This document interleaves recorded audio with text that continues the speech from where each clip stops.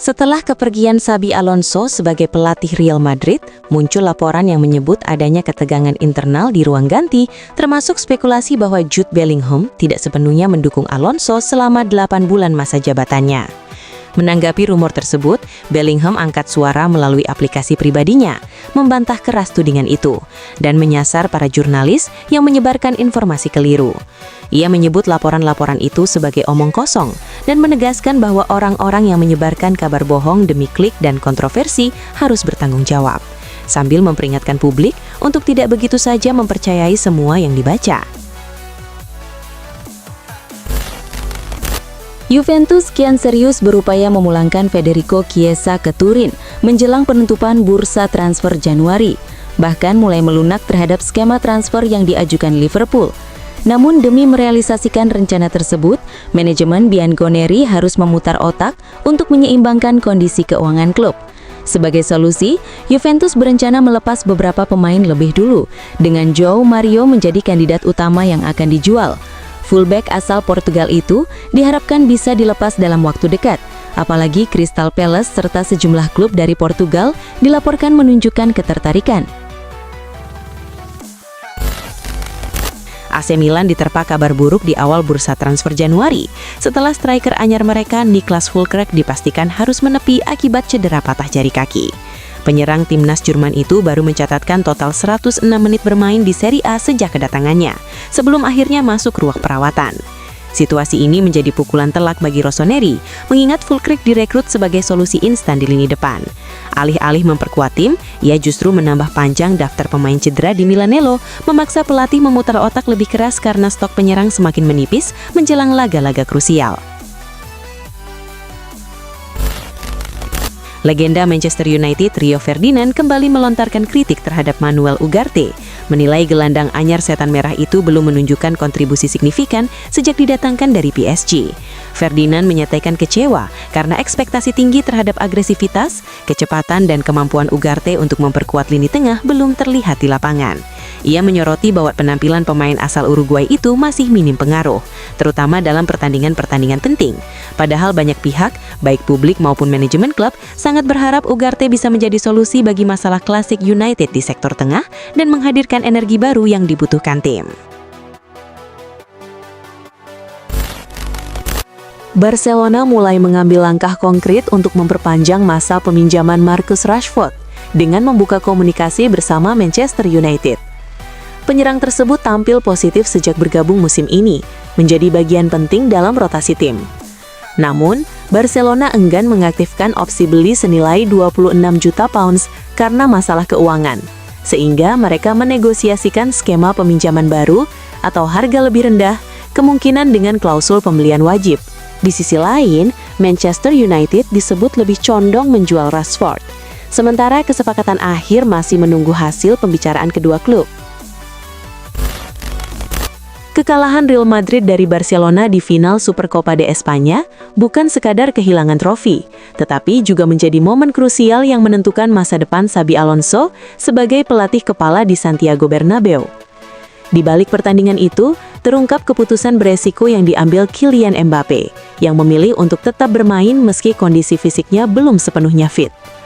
Langkah tersebut kini dipandang sebagai upaya terakhir untuk mempertahankan Alonso di kursi pelatih, didorong oleh hubungan dekat dan kepercayaan yang terjalin antara keduanya, meskipun membawa konsekuensi besar bagi performa tim.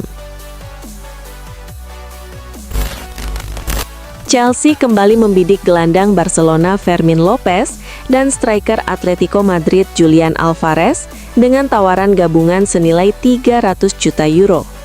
Kedua pemain sebelumnya gagal didatangkan pada 2025, namun kini The Blues berupaya memperkuat skuad mereka untuk musim 2026 dengan mendatangkan bintang-bintang La Liga tersebut. Fermin Lopez ditargetkan sebagai pengatur lini tengah, sedangkan Julian Alvarez diincar sebagai penyerang tengah, dengan masing-masing pemain bisa ditebus hingga 150 juta euro.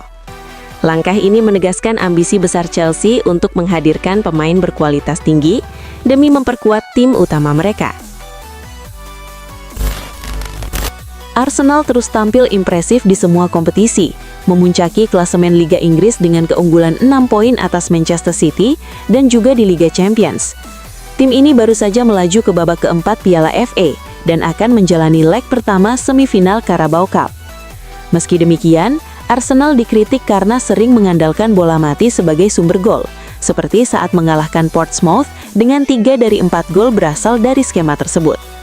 Namun, manajer Chelsea Rose Senior menilai kritik itu berlebihan, menekankan bahwa Arsenal sama baiknya saat menguasai bola dan mencetak gol dari permainan terbuka, menyebut tim London Utara itu sebagai tim yang lengkap dan berkualitas. Kapten Crystal Palace Mark Guehi menjadi salah satu target transfer paling menarik menjelang bursa Januari 2026. Arsenal dan Liverpool memang memantau situasinya, tetapi Manchester City disebut sebagai klub yang paling serius untuk merekrut bek timnas Inggris tersebut dalam waktu dekat. Liverpool menilai langkah merekrut Guehi di Januari terlalu mahal karena besarnya biaya transfer dan bonus penandatanganan yang bisa diminta pemain. Sementara Arsenal memilih menunggu hingga sang pemain resmi bebas kontrak. Sikap menunggu kedua klub tersebut justru memberi Manchester City peluang lebih besar untuk bergerak cepat dan meyakinkan Guehi meninggalkan London Selatan lebih awal. Rencana kepindahan Ben White dari Arsenal ke Liverpool kembali mencuat pada bursa transfer Januari. Mantan gelandang Liverpool Danny Murphy menilai transfer ini masuk akal karena White bisa mengisi lini belakang Liverpool yang diprediksi akan mengalami perombakan besar. Peran White sendiri di Arsenal menurun dalam 18 bulan terakhir, sementara Liverpool berpotensi kehilangan Ibrahima Konate dan Joe Gomez, serta belum menemukan pengganti sepadan untuk Trent Alexander-Arnold di bek kanan. Kemampuan White bermain sebagai bek tengah maupun bek kanan membuatnya cocok untuk kebutuhan Liverpool. Meski Arsenal enggan melepasnya, Murphy menyebut situasi bisa berubah jika White ingin pindah. Gelandang andalan Los Blancos, Arda Güler, memutuskan untuk tetap bertahan di Real Madrid meski mendapat minat dari Arsenal, Chelsea, dan Liverpool. Musim ini, ia menjadi pemain kunci dengan 15 kali starter dari 19 laga La Liga dan total 28 penampilan di semua kompetisi, menyumbang 3 gol dan 8 assist. Güler merasa puas dengan posisinya di tim setelah menerima jaminan langsung dari Presiden Florentino Perez. Real Madrid pun berencana memberikan kontrak baru bernilai tinggi untuk menghargai performanya dan memastikan ia tetap aman dari incaran Bayern Munchen serta klub-klub Premier League. Kontraknya saat ini masih berlaku hingga 2029, namun klub menilai performanya meningkat pesat dibanding setahun lalu. Juventus dikabarkan tertarik untuk merekrut Daniel Maldini, putra legenda AC Milan Paolo Maldini, yang saat ini bermain untuk Atalanta.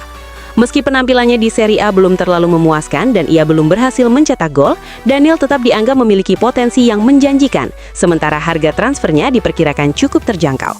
Mantan ahli transfer AC Milan, Ariedo Braida, menilai kepindahan ini sangat realistis dan bahkan mendukungnya, meyakini bahwa para fans Juventus tidak akan menolak dan tetap akan memberikan dukungan jika Daniel akhirnya bergabung dengan La Vecchia Signora. AC Milan dikabarkan menargetkan Leon Goretzka sebagai transfer gratis pada musim panas 2026. Gelandang Bayern Munchen berusia 30 tahun itu akan habis kontraknya di akhir musim dan hingga kini tidak ada kesepakatan perpanjangan dengan klub Jerman tersebut. Milan sudah menjejaki kemungkinan transfer dengan agen Goretzka meski gaji tinggi dan biaya agen menjadi tantangan. Meski begitu, pengalaman, kualitas dan mental juara Goretzka dinilai sepadan dengan investasi, serta dapat memperkuat lini tengah dan kedalaman skuad Rossoneri. Jika berhasil, transfer ini bisa menjadi salah satu langkah besar Milan di bursa musim panas 2026. Pakar sepak bola Andy Brassell menyoroti peluang Victor Gyökeres untuk berkembang di Arsenal, meski performanya pada awal musim ini belum begitu impresif. Ia membandingkan Gyökeres dengan Didier Drogba yang juga membutuhkan beberapa musim untuk menyesuaikan diri sebelum benar-benar bersinar dan menjadi salah satu striker paling berpengaruh di Premier League. Brassell menekankan bahwa performa awal Gyökeres seharusnya tidak menimbulkan kekhawatiran, karena banyak striker top membutuhkan waktu adaptasi di Liga Inggris. Ia juga mengingatkan bahwa Arsenal merekrut Gyökeres dengan rencana jangka panjang 3 hingga 4 musim, memberikan waktu dan kesempatan bagi pemain untuk berkembang. Real Madrid melakukan perubahan besar dengan memecat Xabi Alonso dan menunjuk Alvaro Arbeloa sebagai pelatih, sehari setelah kalah 2-3 dari Barcelona di final Piala Super Spanyol. Hal ini menimbulkan spekulasi soal masa depan Enrique yang sedang dipinjamkan ke Olympique Lyon. Namun menurut laporan AS, Madrid tidak berencana memulangkan Enrique lebih awal.